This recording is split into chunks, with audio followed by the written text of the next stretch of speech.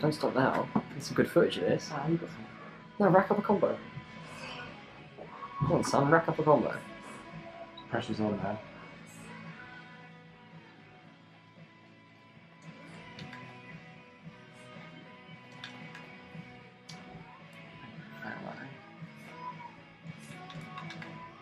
So, I'm still not quite sure how the copyright with regards to audio and video works on YouTube channels.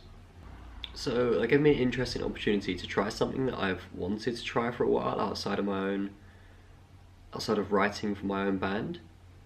And I thought I'd add some music into this video. So the background music, maybe all of it, maybe just some of it. But some of the music in this video will be stuff that I've written specifically for it. Maybe if we jump forward, start the video showing me in the creative stage of it, for anyone that could be interested. Yeah, so you'll see me mucking about in Logic and trying to come up with some musical ideas for today's video. So let's take a look at that.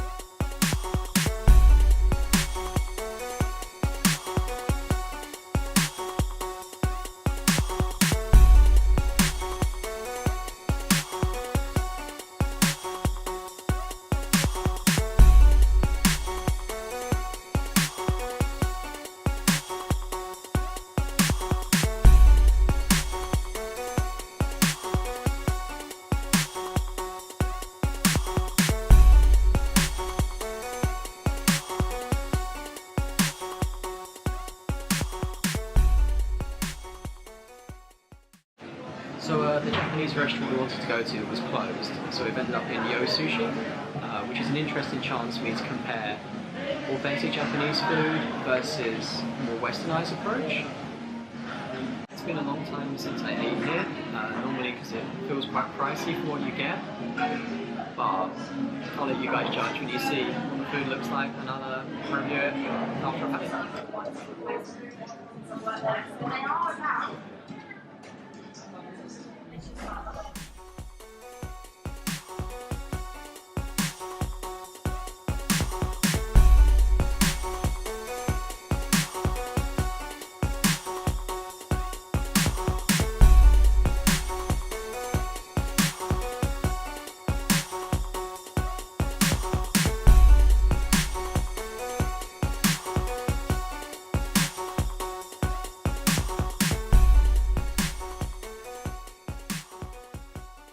So, Yo Sushi have adopted the Japanese kaiten conveyor belt system, and it gives it a more authentic simulation, I guess, of what a Japanese restaurant is like.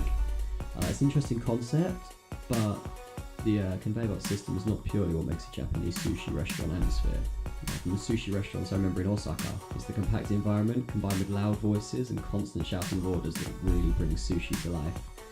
Also, watching sushi being made in front of you in Japan by a Japanese native is a unique experience. You can clearly see it's a form of art that Yo Sushi has just not managed to replicate, and I think that's okay.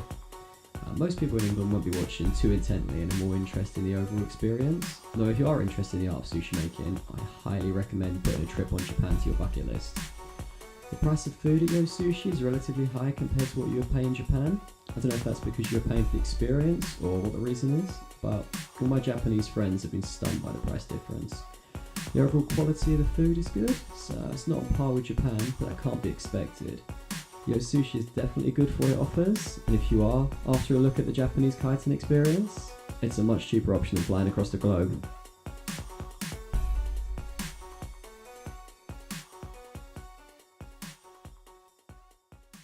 So yesterday, the Japanese restaurant we wanted to eat at being closed, we ended up at Yo Sushi. Today, we're gonna head out to the other Japanese restaurant in Brighton, which I really wanted to show you guys. It will definitely be an interesting take on Japanese authentic food versus Yo Sushi. So we're gonna head down there now, grab some lunch, see you there.